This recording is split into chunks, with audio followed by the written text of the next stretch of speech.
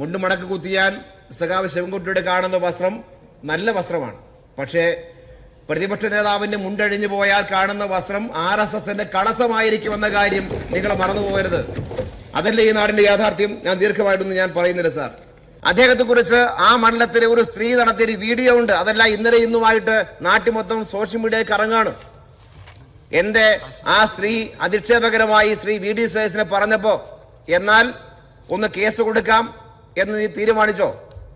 പോട്ടെ, സഖാവ് V ശിവൻകുട്ടിയെ പറഞ്ഞതിന്റെ 1001 കട്ടിക്കുള്ള ഭാഷയിൽ നിങ്ങൾ വർത്തമാനം പറഞ്ഞോ? എന്തേ പറയുന്നില്ല? ആ അനാവശ്യം കേട്ടിട്ട്. അതാണ് ശ്രീ VD സതീശൻ സംസ്കാരം എന്നുള്ളത്. ഒന്നുകൂടി ഞാൻ പറയുന്നു, കോൺഗ്രസ് പാർട്ടി ഗൗരവമായി ഈ കാര്യത്തെ കണക്കിലെടുക്കണമെന്ന് അഭ്യർത്ഥിക്കുകയാണ്. കനകോലു പറഞ്ഞതനുസരിച്ചിട്ട് 100 സീറ്റ് 110 സീറ്റല്ല നിങ്ങൾ സ്വപ്നം കാണുകയാണ്. മോഡിയുടെ 400 സീറ്റ് പോലെ മലർപ്പൊടിക്കാരുടെ സ്വപ്നമെന്ന് പണ്ട് ശ്രീ ചെന്നിത്തല അദ്ദേഹം പറഞ്ഞ പോലെയുള്ള നിരയിലേക്ക് നിങ്ങളുടെ സ്വപ്നങ്ങൾ ഇടിഞ്ഞു വീഴാൻ പോവുകയാണ് എന്നുള്ളതാണ് സാർ യാഥാർത്ഥ്യം. ബഹുമാനപ്പെട്ട പ്രതിപക്ഷ നേതാവ് അദ്ദേഹം ഇന്നലെ കേരളത്തിന്റെ പൊതുവിദ്യാഭ്യാസ വകുപ്പ് മന്ത്രി ശ്രീ V ശിവൻകുട്ടിയെ വളരെ ആക്ഷേപകരമായി പ്രസംഗിക്കുന്ന സാഹചര്യം വന്നു, അധിക്ഷേപിക്കുന്ന സാഹചര്യം ഉണ്ടായി.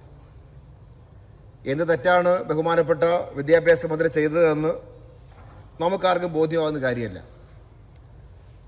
ആ കസേരയിൽ ഇരിക്കുന്ന ആളുകൾ ആ സ്ഥാനത്തിൻ്റെ ഒരു വലിപ്പം, അതിൻ്റെ മഹത്വം മനസ്സിലാക്കുന്നില്ല എന്നുള്ളതാണ് ഇന്നത്തെ ദുര്യോഗം. ഈ സഭയിലെ ബഹുമാനപ്പെട്ട മുൻ പ്രതിപക്ഷ നേതാവ് ശ്രീ രമേശ് ചെന്നിത്തല അദ്ദേഹം ഉണ്ട്, ഉമ്മൻചാണ്ടി സാർ ആ സ്ഥാനത്ത് ഇരുന്നിട്ടുണ്ട്.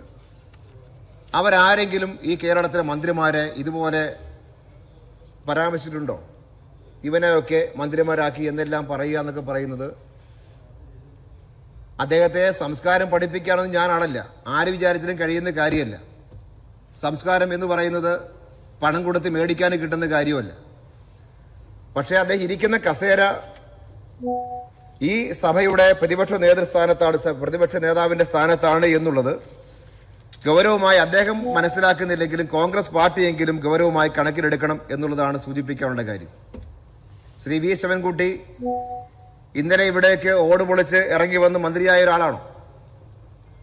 അദ്ദേഹം വിദ്യാർത്ഥിയായിരിക്കുന്ന കാലം മുതലേ സംഘപരിവാറിനോട് പൊരുതി ഈ പ്രായത്തിലും നിമിഷത്തിലും ഏറ്റവും ശക്തമായി പൊരുതി ജീവിക്കുന്ന ഒരു മനുഷ്യനാണ് സഖാവ് V ശിവൻകുട്ടി. ഈ തിരുവനന്തപുരത്തെ MG കോളേജ് ഞങ്ങൾക്കെല്ലാം നല്ല പരിചയമുള്ള ക്യാമ്പസാണ്. അടിയന്തരാവസ്ഥയ്ക്ക് ശേഷമുള്ള കാലത്ത് ABVP അടക്കിമാടിരുന്ന ആ ക്യാമ്പസ്, സംഘപരിവാറിന്റെ കൈവശം പരിപൂർണതയോടെ നിന്നിരുന്ന ക്യാമ്പസ്, അവിടേക്ക് ധൈര്യത്തോടെ കടന്നു ചെന്ന് SFIയുടെ ശുഭ്രപതാക അവിടെ പോയി നാട്ടിയ നേതാവിന്റെ പേരാണ് സഖാവ് V ശിവൻകുട്ടി എന്നുള്ളത്. ആ സഖാവ് ഇപ്പോഴും ഈ പ്രായത്തിലും ഇന്നത്തെ കേരളത്തിൽ സംഘപരിവാർ അക്കൗണ്ട് തുറന്നത് കോൺഗ്രസിന്റെ സഹായത്താൽ നിയമത്താണ്. ഈ സഭയിൽ ധാരാളം സമരത്തിന്റെ രൂപങ്ങൾ ഉണ്ടായിട്ടുണ്ട്. ആ സമരത്തിന്റെ സാഹചര്യം ഭരണപക്ഷത്തിനും പ്രതിപക്ഷം നല്ലപോലെ അറിയാം, നാട്ടുകാർക്കും അറിയാം ആ സാഹചര്യം. ആ സമരത്തിന്റെ ഭാഗമായി എന്തെല്ലാമാണ് പറഞ്ഞത്? അദ്ദേഹം മുണ്ട് മടക്കി കുത്തിയപ്പോൾ പ്രതിപക്ഷ നേതാവ് അദ്ദേഹത്തിന്റെ വസ്ത്രത്തെക്കുറിച്ച് പറയുകയാണ്. മുണ്ട് മടക്കി കുത്തിയാൽ സഖാവ് ശിവൻകുട്ടിയുടെ കാണുന്ന വസ്ത്രം നല്ല വസ്ത്രമാണ്. പക്ഷേ പ്രതിപക്ഷ നേതാവിന്റെ മുണ്ടഴിഞ്ഞു പോയാൽ കാണുന്ന വസ്ത്രം RSSന്റെ കളസമായിരിക്കുമെന്ന കാര്യം നിങ്ങൾ മറന്നുപോകരുത്. അതല്ലേ ഈ നാടിന്റെ യാഥാർത്ഥ്യം. ഞാൻ ദീർഘമായിട്ടൊന്നും ഞാൻ പറയുന്നില്ല സാർ. അദ്ദേഹത്തിന്റെ സംസ്കാരം അദ്ദേഹത്തിന് ഫേസ്ബുക്ക് നോക്കിയാൽ കാണാം. അദ്ദേഹം തന്നെ ഫേസ്ബുക്ക് പോസ്റ്റിൽ അദ്ദേഹം ആ മണ്ഡലത്തിലെ ഒരു വോട്ടറോട് പറഞ്ഞ പരാമർശം ഈ സഭയിൽ പറയാൻ പറ്റില്ല, സഭ്യമായ ഭാഷയല്ല അത്. അതല്ലേ സംസ്കാരം. അദ്ദേഹത്തെ കുറിച്ച് ആ മണ്ഡലത്തിലെ ഒരു സ്ത്രീ നടത്തിയൊരു വീഡിയോ ഉണ്ട്. അതല്ല ഇന്നലെ ഇന്നുമായിട്ട് നാട്ടിൽ മൊത്തം സോഷ്യൽ മീഡിയയിൽ ഇറങ്ങാണ്. എന്റെ ആ സ്ത്രീ അധിക്ഷേപകരമായി ശ്രീ VD സതീശനെ പറഞ്ഞപ്പോ എന്നാൽ ഒന്ന് കേസ് കൊടുക്കാം എന്ന് നീ തീരുമാനിച്ചോ? പോട്ടെ, സഖാവ് V ശിവൻകുട്ടിയെ പറഞ്ഞതിന്റെ 1001 കട്ടിക്കുള്ള ഭാഷയിൽ നിങ്ങൾ വർത്തമാനം പറഞ്ഞോ? എന്തേ പറയുന്നില്ല? ആ അനാവശ്യം കേട്ടിട്ട്.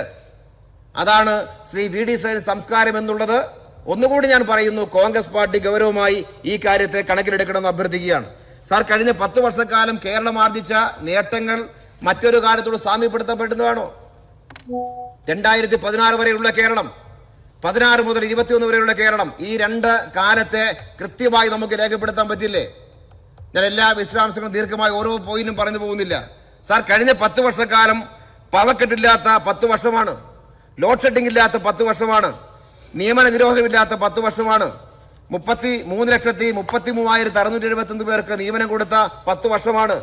പൊതുമേഖല അടച്ചുപൂട്ടാത്ത 10 വർഷമാണ്. ട്രഷറി പൂട്ടാത്ത 10 വർഷമാണ്. 65 ലക്ഷം പേർക്ക് ക്ഷേമ പെൻഷൻ കൃത്യമായി നൽകുന്ന 10 വർഷമാണ്. റേഷൻ മുടങ്ങാത്ത 10 വർഷമാണ്. സർക്കാർ സ്കൂൾ പൂട്ടാത്ത 10 വർഷമാണ്. പാഠപുസ്തകം മുടങ്ങാത്ത 10 വർഷമാണ്. 901 സ്കൂൾ കെട്ടിടങ്ങൾ നിർമ്മിച്ച 10 വർഷമാണ്. 7,700 കിലോമീറ്റർ റോഡുകൾ BMBC ആക്കിയ 10 വർഷമാണ്. 150 പാലങ്ങൾ നിർമ്മിച്ച 10 വർഷമാണ്. 87 വൻകിട കുടിവെള്ള പദ്ധതി നടപ്പാക്കിയ 10 വർഷമാണ്. 40 ലക്ഷം കുടുംബങ്ങൾക്ക് വീടുകളിൽ കുടിവെള്ളം എത്തിച്ച 10 വർഷമാണ്. UDF ഉപേക്ഷിച്ച ഗെയിൽ പൈപ്പ് ലൈൻ പദ്ധതി യാഥാർത്ഥ്യമാക്കിയ 10 വർഷമാണ്. NH 66 വികസനം യാഥാർത്ഥ്യമാക്കിയ 10 വർഷമാണ്. മലയോര ഹൈവേ യാഥാർത്ഥ്യമാക്കിയ 10 വർഷമാണ്. അതിദാരിദ്ര്യം ഇല്ലാതാക്കിയ 10 വർഷമാണ്. 5 ലക്ഷം പേർക്ക് ലൈഫിലൂടെ വീട് കൊടുത്ത 10 വർഷമാണ്. 4.25 ലക്ഷം കുടുംബങ്ങൾക്ക് പട്ടയം നൽകിയ 10 വർഷമാണ്. 6,000 പേർക്ക് പുനർഗ്രഹം പദ്ധതിയിലൂടെ വീട് കൊടുത്ത 10 വർഷമാണ്. മത്സ്യത്തൊഴിലാളി കുടുംബങ്ങൾക്ക് ഫ്ളാറ്റുകൾ യാഥാർത്ഥ്യമാക്കിയ 10 വർഷമാണ്. വാട്ടർ മെട്രോ യാഥാർത്ഥ്യമാക്കിയ 10 വർഷമാണ്.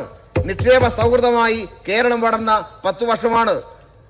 3.53 ലക്ഷം വ്യവസായ സംരംഭം ആരംഭിച്ച 10 വർഷമാണ്. UDF എതിർത്തിട്ടും വിഴിഞ്ഞം തുറമുഖം യാഥാർത്ഥ്യമാക്കിയ 10 വർഷമാണ്. ഫോണ്ട് യാഥാർത്ഥ്യമാക്കിയ 10 വർഷമാണ്. കേന്ദ്ര വിഹിതം തരാതിരുന്നിട്ടും 100 കണക്കിന് പുലിമുട്ടുകൾ നിർമ്മിച്ച 10 വർഷമാണ്. 700 കുടുംബാരോഗ്യ കേന്ദ്രങ്ങൾ ആരംഭിച്ച 10 വർഷമാണ്. 640 കോടിയിൽ നിന്ന് 670 കോടിയായി സൗജന്യ ചികിത്സയ്ക്കായി പണം കൊടുത്ത 10 വർഷമാണ്. എല്ലാ ജില്ലയിലും കാത്ത് ലാബ് ആരംഭിച്ച 10 വർഷമാണ്. ബ്രഹ്മപുരം ഉൾപ്പെടെ മാലിന്യ സംസ്കരണത്തിന്റെ മാതൃക തീർത്ത 10 വർഷമാണ്. നെല്ലിന്റെ ഉൽപാദനവും ഉൽപാദനക്ഷമതയും വർദ്ധിപ്പിച്ച 10 വർഷമാണ്. പച്ചക്കറിയും പാലിന്റെ ഉൽപാദനം കൂട്ടിയ 10 വർഷമാണ്. റോബോട്ടിക് സർജറി ആരംഭിച്ച 10 വർഷമാണ്. റേഷൻ കടകൾ സ്മാർട്ടാക്കിയ 10 വർഷമാണ്. SC/ST നഗരങ്ങൾ 100 കണക്കിന് നവീകരിച്ച 10 വർഷമാണ്. ഡിജിറ്റൽ യൂണിവേഴ്സിറ്റി സ്ഥാപിച്ച 10 വർഷമാണ്. യൂണിവേഴ്സിറ്റികളുടെയും കോളേജിന്റെയും നിലവാരമുയർത്തിയ 10 വർഷമാണ്. 137 മത്സ്യത്തൊഴിലാളി വിദ്യാർത്ഥികൾക്ക് സർക്കാർ ഫീസ് കൊടുത്ത് ഡോക്ടർമാരാക്കിയ 10 വർഷമാണ്. SC/ST വിദ്യാർത്ഥികൾക്ക് ഫീസ് നൽകി വിദേശത്ത് വിദ്യാഭ്യാസം അയച്ച 10 വർഷമാണ്. 100 പഞ്ചായത്ത് കളിക്കളങ്ങൾ യാഥാർത്ഥ്യമാക്കിയ 10 വർഷമാണ്.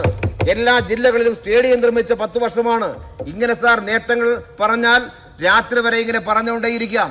ഈ പൊതുവായ നേട്ടങ്ങൾക്ക് പുറമെ നമ്മൾ ഓരോ ആളുകളുടെയും മണ്ഡലങ്ങളിലേക്ക് നിങ്ങൾ നോക്ക്, ആയിരക്കണക്കായ കോടി രൂപയുടെ വികസന പദ്ധതി നടപ്പാക്കാൻ കഴിയുന്നു. സാർ, എൻ്റെ മണ്ഡലത്തിൽ 1,809 കോടി രൂപയുടെ പദ്ധതികൾ വികസന പദ്ധതി നടപ്പാക്കി.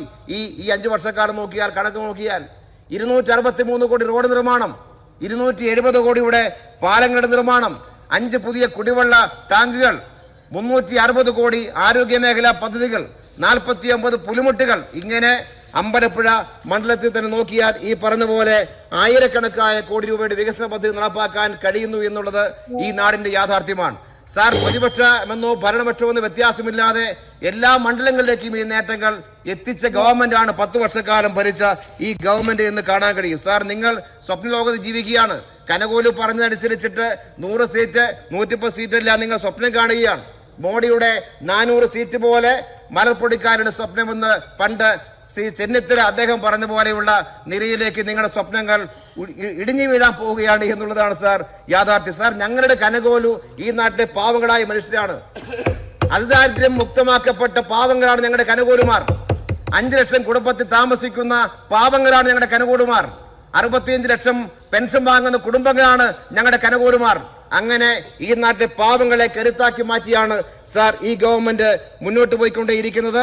നിശ്ചയമായി നിങ്ങൾക്ക് സ്വപ്നങ്ങൾ കണ്ട് സ്വപ്നങ്ങൾ അവസാനിപ്പിക്കാം എന്ന് മാത്രമേ പറയാനുള്ളൂ. സാർ, ഈ കേരളത്തിന്റെ കടന്നു വന്ന വഴികളിലെ മുഖ്യമായ നേതൃത്വമായി 10 വർഷക്കാലം സഖാവ് പിണറായി വിജയൻ നേതൃത്വം കൊടുക്കുന്ന ഈ ഗവൺമെന്റ് ചെയ്ത ഏതെല്ലാം മുന്നേറ്റങ്ങൾ എന്നുള്ള കാര്യം നമുക്കെല്ലാം നമ്മുടെ കൺമുന്നിൽ യാഥാർത്ഥ്യമാണ്. സാർ, നമ്മുടെ നാട്ടിലെ ബോഗൻവില്ല ഒരു ചെടിയുണ്ട് സാർ. കടലാസ് ചെടി എന്നാണ് നാട്ടിൽ പറയുന്ന പേര്, അങ്ങനെയാണ് സാർ. വേനലിലും പൂക്കുന്ന ചെടിയാണ്. നല്ല ചൂടിൽ എല്ലാ ചെടികളും വാടിക്കരിയുമ്പോൾ, എല്ലാ പൂക്കളും കണ്ണടയ്ക്കുമ്പോൾ അത് പൂത്തു നിൽക്കും. ഫ്രഞ്ച് ബോട്ടണിസ്റ്റ് ഫിലിബർട്ട് കൊങ്ങിപ്പൂവാണ് ഈ ചെടി കണ്ടെത്തിയത്. അദ്ദേഹത്തെ ഏറ്റവും പ്രിയപ്പെട്ട സുഹൃത്ത് ലൂയിസ് ഡി ബോഗൻവില്ല എന്ന സുഹൃത്തിന്റെ പേരാണ് ആ ചെടിക്ക് കൂടെ. അങ്ങനെയാണ് ബോഗൻവില്ല എന്ന് പേര് വരുന്നത്. സാർ, ആ ചെടി നമുക്കൊരു പാഠം പകരുന്നുണ്ട്. എത്ര കടുത്ത വേനലിലും ചിരിച്ചു നിൽക്കാൻ പഠിക്കുക, എത്ര കടുത്ത നോവിലും നിവർന്നു നിൽക്കുക, ഏത് കടുത്ത വേദനയെ അതിജീവിക്കുക, ഏത് സങ്കടകാലത്തിലും പ്രതീക്ഷയോടെ മുന്നോട്ട് പോകാൻ കഴിയുമെന്ന് മനുഷ്യരെ പഠിപ്പിക്കുക. വാടരുത്, പ്രാരാബ്ദങ്ങളിൽ, പരീക്ഷണങ്ങളിൽ, സങ്കടങ്ങളിൽ, നോവുകളിൽ വാടരുത്. ജീവിതത്തെ നിറഞ്ഞ പുഞ്ചിരിയോടെ നേരിടണം, പുഷ്പിക്കണം, നിവർന്നു നിൽക്കണം. സാർ, ഈ പാഠം പഠിപ്പിച്ചത് കേരളത്തിന്റെ പ്രിയപ്പെട്ട മുഖ്യമന്ത്രി സഖാവ് പിണറായി വിജയനാണ് സാർ. അതുകൊണ്ട് സാർ, ഈ കേരളത്തിന്റെ ഏറ്റവും പ്രിയപ്പെട്ട ഏത് പ്രയാസകരേറിയ കാലത്തും പുഷ്പിച്ചു നിൽക്കുന്ന ബോഗൻവില്ലയാണ് കേരളത്തിന്റെ പിണറായി വിജയൻ എന്നുള്ളതാണ് സാർ ഈ കേരളത്തിന് കരുത്ത്. ആ കരുത്തോടെ ഈ കേരളം മൂന്നാം ഇടതുപക്ഷ സർക്കാരിലേക്ക് സഞ്ചരിക്കുമെന്ന കാര്യം യാതൊരു തർക്കമില്ലാത്ത കാര്യമാണെന്ന് കൂടി പറഞ്ഞുകൊണ്ട് സാർ, നന്ദി പ്രമേയത്തെ ഒരിക്കൽ കൂടി പിന്തുണച്ചുകൊണ്ട് ഞാൻ എന്റെ വാക്കുകൾ അവസാനിപ്പിക്കും.